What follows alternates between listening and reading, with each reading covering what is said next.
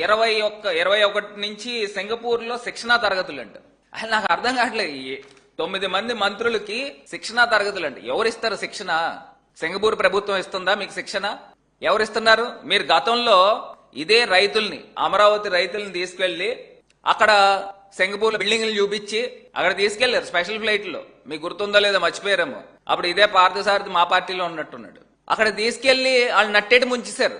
అక్కడ ఉన్న బిల్డింగ్లు మీరు ఈనాడు పేపర్లో, ఆంధ్రజ్యోతి పేపర్లో మీరు ఆ గ్రాఫిక్స్ చూపించింది సరిపోక ఇక్కడ ఉన్న రైతులందరినీ అక్కడ తీసుకెళ్లి స్పెషల్ ఫ్లైట్లలో ఆ భవనాలు పెద్ద పెద్ద ఎత్తేని చూపించి అమరావతి ఇలా తయారైపోతుందని చూపించి వాళ్ళు నట్టేటి ముంచేశారు.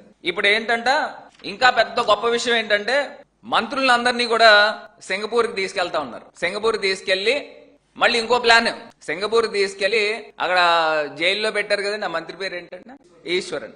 ఆ ఈశ్వరన్ తో ట్రైనింగ్ ఇప్పిస్తాడా ఈ చంద్రబాబు నాయుడు గారిని అడుగుతున్నా. ఈ 9 మంది మంత్రులకి జైల్లో పెట్టిన ఈశ్వరన్ తో ట్రైనింగ్ ఇప్పిస్తాడా? ఏంటండి ఇది? అసలు అంత ఆశ్చర్యం వేస్తా ఉందనంటే ఒక పక్కన వీళ్ళు పెట్టే ఖర్చు చూస్తే ఆకాశాన్ని అంటుతా ఉంది. చంద్రబాబు నాయుడు గారు, వాళ్ళ కొడుకు, మళ్ళీ అదే విధంగా పవన్ కళ్యాణ్ గారు, వీళ్ళు ముగ్గురు 3 స్పెషల్ ఫ్లైట్లు.